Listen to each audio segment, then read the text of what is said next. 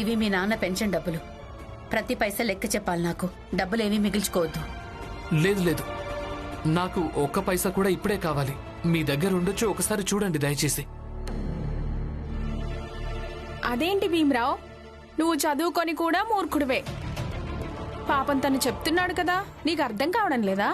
నీకంటే చదువురాని వాళ్లే చాలా నయం. వాళ్ళు ఇతరుల పరిస్థితులైనా అర్థం చేసుకుంటారు. చూడండి, ఒక్క పైసా నాకు ఇప్పుడే కావాలి. మీరు ఏదో ఒకటి చేసి ఇచ్చేయండి, నేను ఆగుతాను. మీ దగ్గర ఏమైనా చిల్లర ఉందేమో కొంచెం చూడండి అమ్మా. ఇచ్చే ఇదిగో. సరే, ధన్యవాదాలు. పద.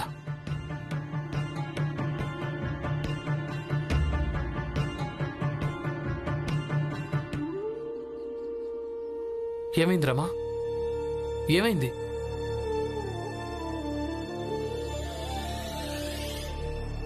చూడండి, మీకు నిజంగా పూర్తిగా తెలియనప్పుడు ఎవరిని ఏమీ అనకండి. మీరెప్పుడు చదువుకోలేదుగా, అందుకే కూరగాయల దగ్గరకొచ్చి పాలకూరను చదువుకున్న వాళ్ళని ఎప్పుడు తూకం వేయకండి. నేను తూకం వేస్తాను. అలా చెయ్యకండి, లేదంటే ఆలోచించి తల పగిలిపోతుంది. పదండి. ఏమైంది? ఏం లేదు.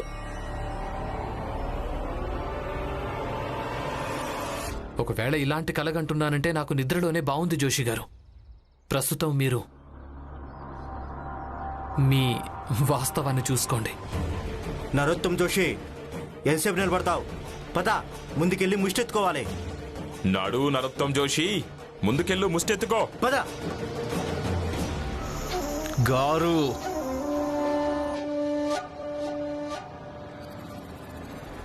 నరోత్తమ్ జోషి గారు, మీరిద్దరు మీ స్తోమత మర్చిపోయారా? అయినా నాకిదంతా చెయ్యాలని లేదు. నేను ఏమి చేయనప్పుడు ఇక ప్రాయశ్చిత్తం దేని గురించి? చూసారా, ఆ చిన్న జాతి వాడైన భీమరావు నాకు నా స్తోమతేంటో చూపించి వెళ్ళాడు. వదలు, నేను ఇది చేయను. చెయ్యక తప్పదు నరోత్తమ్ జోషి. ప్రచండదేవ్ గారి ఆదేశం నీకు అర్థమైంది కదా? ప్రచండదేవ్ గారి ఆదేశం గంగలో దూకని ప్రచండదేవ్ గారి ఆదేశం. అలాగే గంగలో దూకని ఆ ప్రచండదేవ్. నేను పని చేయను. సామాజిక శిక్షను అనుభవించకుండా నువ్వు స్వతంత్రుడివి కాలేవు నరోత్తమ్ జోషి గారు. నీకు అర్థమైంది కదా? సరే సరే, వదులు. వస్తున్నాను, మీతో పాటు వస్తున్నాను. వదలండి, వదులు. అరే,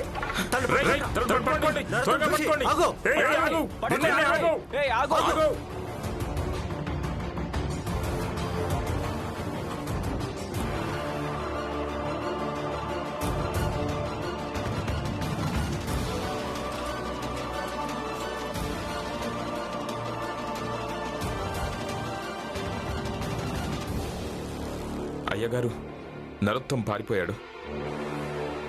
ఏం పర్వాలేదు, పారిపోనివ్వండి వాణ్ణి. మీరు వెళ్ళి విశ్రాంతి తీసుకోండి. కానీ నరోత్తమ్ సామాజిక శిక్ష అనుభవించక తప్పదు కదా. అనుభవిస్తాడు,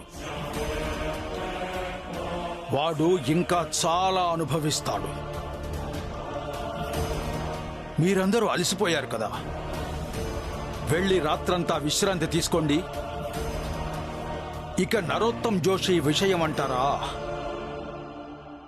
వాడు ఎంత దూరం పారిపోతాడు చెప్పండి? వాణ్ణి వెతకచ్చులే.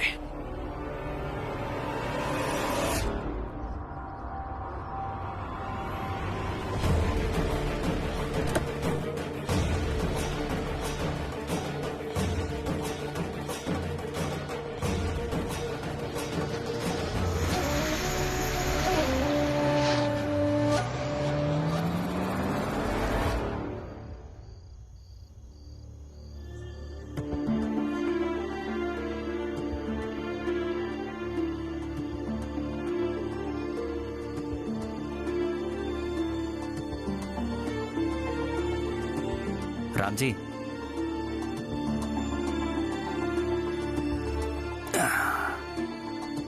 అది మన ఇద్దరం పనిచేసాను చూసావా, ఆ సేటు గారు ఈ డబ్బు ఇచ్చారు.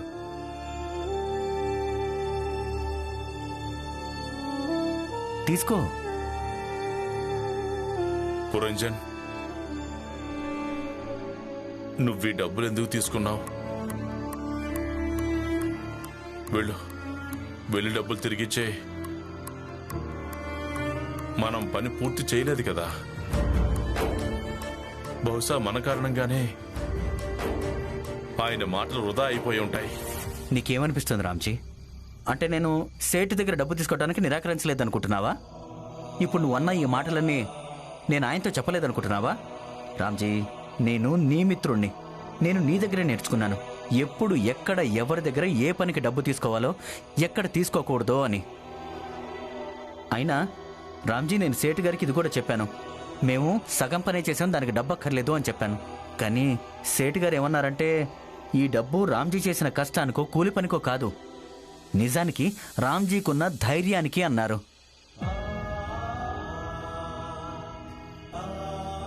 ఇక అలా నాతో చెప్తూ సేటు గారు ఈ డబ్బు తీసుకొచ్చి నా చేతిలో పెట్టారు. ఇప్పుడు నువ్వే చెప్పు రామ్జీ, నేను నీకున్న ధైర్యానికి డబ్బు తీసుకోకుండా ఎలా నిరాకరిస్తాను?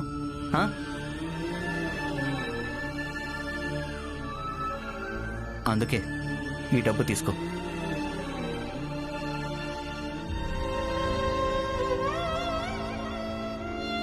ఈ రోజు సాయంత్రానికల్లా నేను ఏదో ఒక పని చేసి ఖచ్చితంగా డబ్బులు తీసుకొస్తాను. ఇక ఆ డబ్బులు నేను నీకు ఇస్తాను. అవే డబ్బులతో నువ్వు తీయటి రొట్టెలు చేస్తావు, అలాగే అందరికీ తినిపిస్తావు కూడా. జీజాబాయ్, జీజాబాయ్,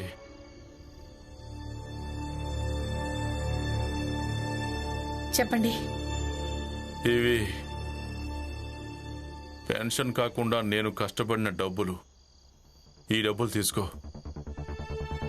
అలాగే ఏదైనా తీపి వండి పెట్టు.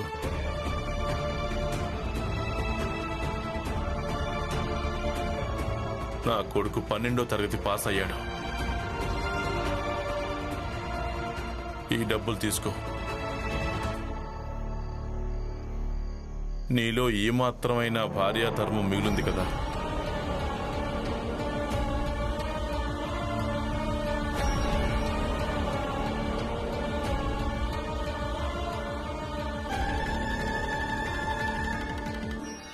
భీమ్,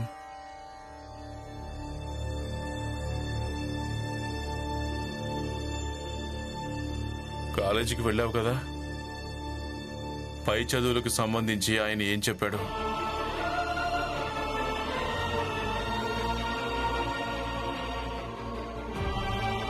తర్వాతి చదువు చాలా ఖరీదైంది. అంటే డబ్బులు ఎంత అవుతాయి? ఒకవేళ మొత్తం 1 సంవత్సరం ఖర్చు లెక్క పెడితే కనీసం 25 రూపాయలైనా అవుతాయి. ఆ డబ్బు మొత్తం 1 నెల గడువులోగా చెల్లించాల్సి ఉంటుంది. లేదు నాన్న, అది ఈరోజు కాలేజ్కి వెళ్ళడం కుదరలేదు. నేను రేపు వెళ్ళి అడుగుతానులేండి. సరే బాబు, ఏం పర్వాలేదు. నువ్వు రేపు వెళ్ళి అడుగు. ఒకవేళ ఇలాంటి విషయం లేదు కదా, మీ నాన్న బలహీనంగా ఉన్నాడు, అందుకే చెప్పడం లేదేమో అని. లేదు లేదు, అలాంటిదేమీ లేదు.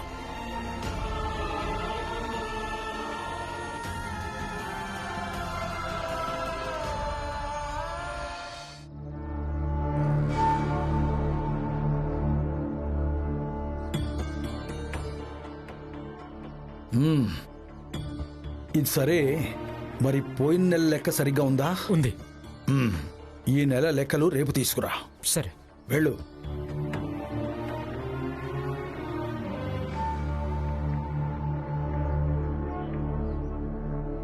నేను ఎందుకు వచ్చానంటే, మీరు రాత్రి భోజనానికి ఏం తింటారో అని. ఒక విషయం చెప్పు, పెళ్లి చేసుకుని ఇక్కడికి రాకముందు మీ ఇంట్లో సంతోషంగా ఉన్నప్పుడు ఏం వండేవాళ్ళు? అది సంతోషకర సమయంలో మా ఇంట్లో అయితే పూర్ణం బూరెలు, జిలేబీ, ఇంకా కజ్జికాయలు అయితే ఖచ్చితంగా ఉండేవాళ్ళం. ఇదిగో ఇదే. ఈ రోజు నువ్వు ఇదే వండాలి. ఎందుకో అడుగు. ఎందుకండి? ఎందుకంటే ఈ రోజు నా శత్రువు ఒకడు బలహీనుడైపోయాడు. నువ్వు ఏమనుకోవాలంటే వాడు ఎంతగా బలహీనుడయ్యాడంటే ఇక తనెందుకు పనికి రాకూడదు అని. ఇక వాడి అదే బలహీనత భీమ్రావును కూడా ఇక ముందు చదువుకోనివ్వకూడదు.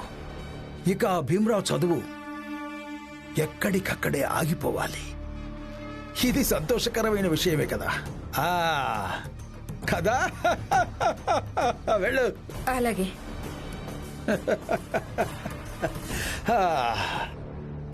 భీమ్రావ్,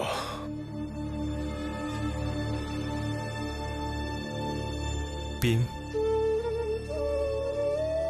ఇలా జరగనే జరగదు. చదువు గురించి ఏదైనా అడగాల్సి ఉంటే ఇక నువ్వు కాలేజీకి వెళ్ళకపోవడమా?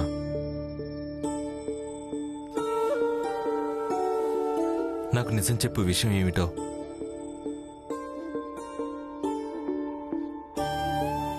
భీమ్, నేను అడిగేది నిన్నే, చెప్పు. పై చదువులు చదువుకోవడానికి బోలెడంత డబ్బు కావాలి ఆనందన్నయ్య. అసలు ఎంత కావాలో చెప్పు.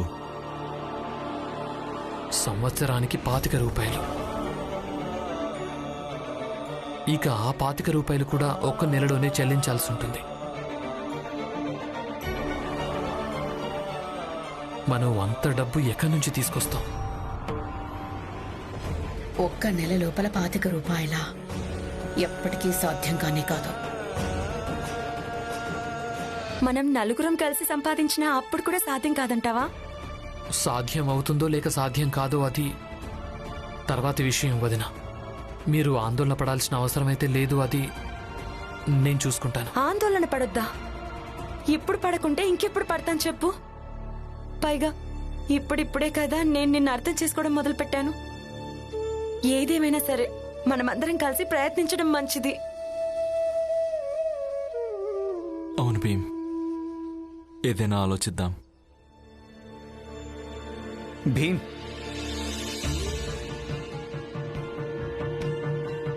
ఏమైంది బాబాయ్?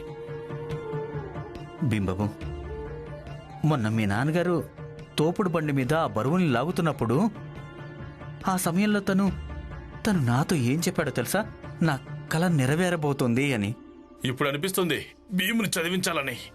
నేనేం కలగన్నానో అది నెరవేరబోతుంది. కానీ బాబు, నాకు మొదటిసారికి ఏమనిపిస్తుందంటే తన కళ నెరవేరదనిపిస్తోంది.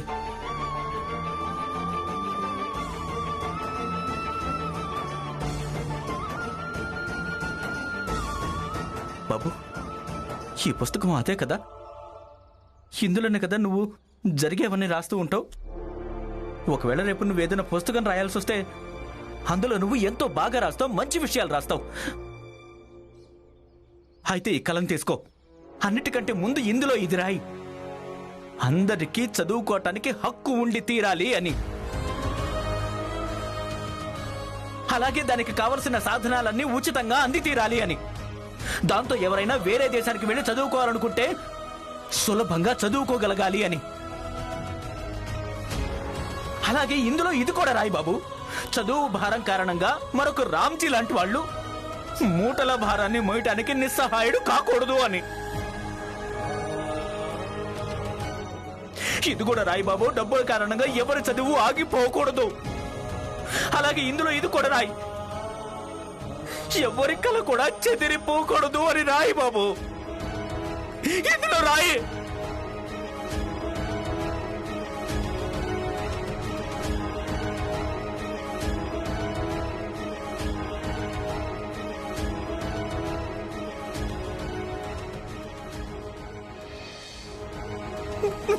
బాబాయ్, బాబాయ్ మీరు శాంతించండి బాబాయ్. మీరు ఏడవకండి బాబాయ్.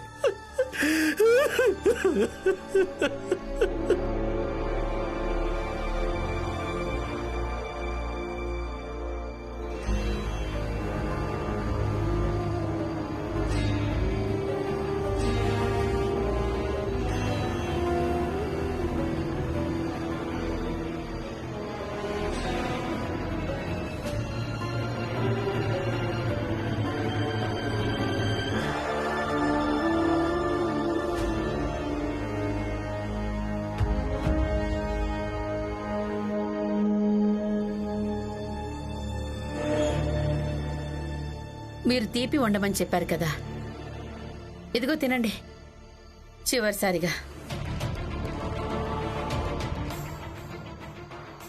చివరిసారా? ఎందుకు? ఏమైంది? 25 రూపాయలు అవుతుందట పై చదువుల కోసం. అంత డబ్బు ఎక్కడి నుంచి తీసుకొస్తారు? ఒకవేళ అంత డబ్బు పోగు చేయకుంటే ఇక చదువు ముగిసిపోయినట్టే. ఇక తర్వాత మళ్ళీ భీమ్ ఎప్పుడు చదువు మొదలు పెడతాడో, మీరెప్పుడు తీపి తింటారో ఏంటో. అందుకే 25 రూపాయలేవి చిన్న మొత్తం కానే కాదు కదా. 25 రూపాయలా? అవును, 25 రూపాయలే. 25 రూపాయలంటే ఎంతో మీకు అర్థం అవుతోంది కదండి. ఇక ఇది ఇప్పటి చదువు కోసమే. చదువు ఇంకా పెరుగుతూ ఉంటే డబ్బులు కూడా ఇంకా పెరుగుతూనే పోతుంటాయి కదా. నేను చెప్పేది వినండి మీరు. భీమ్కి చదువు గిదువు మానేసేదన పని చూసుకోమని చెప్పొచ్చు కదండి మీరు.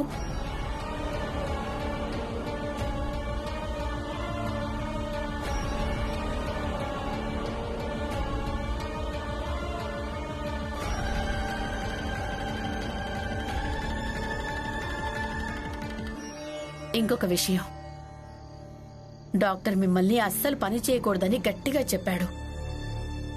మీరు పూర్తిగా కోలుకునేంత వరకు మీరు పని చేయడానికి వీల్లేదు. ఈసారైనా డాక్టర్ గారు చెప్పినట్టు మీరు వినాల్సిందే. మీ గురించి నాకు కూడా బెంగు ఉంటుందండి.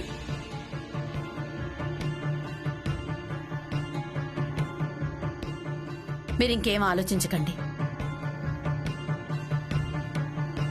కొడుకు పాస్ అయిన సంతోషంలో మీకు తీపి తినాలనిపించింది కదా, అయితే తినండి. ఇంకో విషయం, పురంజన్, ఆనంద్, భీమ్, రమ, లక్ష్మి వీళ్ళంతా ఇంకేవో కలలు కంటున్నారు. వాళ్ళు ఎక్కువగా పనిచేసి ఒక నెలలో 25 రూపాయలు పోగు చేయగలమని అనుకుంటున్నారు. దయచేసి వాళ్ళందరికీ మీరు నచ్చ చెప్పండి. ఎక్కువగా సంపాదించాలన్న ఆశతో మీకు ఎలాంటి పరిస్థితి వచ్చిందో వాళ్ళకు కూడా ఇదే పరిస్థితి వస్తుందేమో.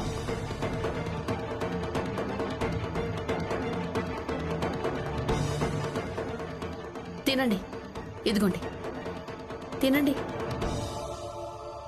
ఎక్కువగా ఆలోచించకండి.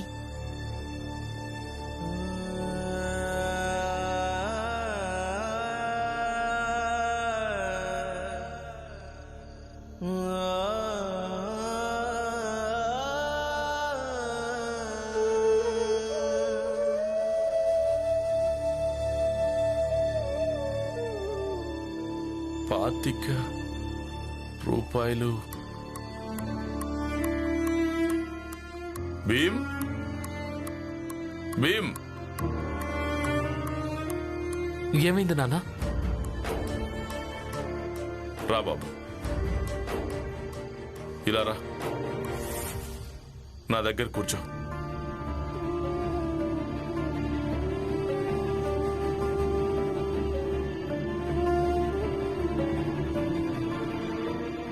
రా.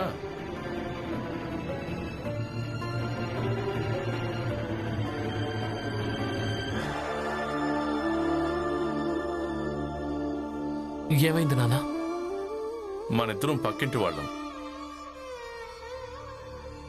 ఇక నా కుటుంబం అలాంటి పక్కింటి వాళ్ళు కాదు. పక్కింటి కుర్రాడు పరీక్షలో పాస్ అయిపోతే తనకు ఏదైనా ప్రత్యేకంగా వండి తినిపించడానికి లేదా ఏదైనా తీపి వంట తినిపించడానికి. కానీ నేను నా పళ్ళెంలో నుంచి ఒక్క ముద్దైనా తినిపించగలను కదా. ఇక ఈ విషయంలో నన్ను ఎవరూ ఆపలేరు కూడా.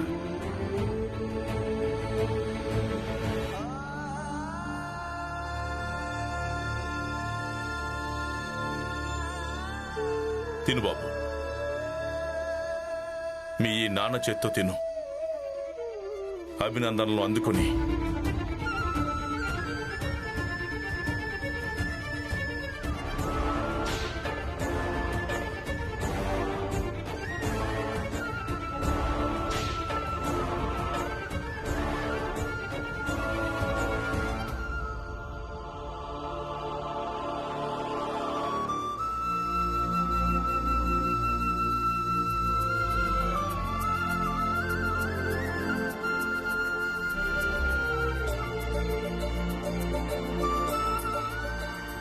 భీమ్,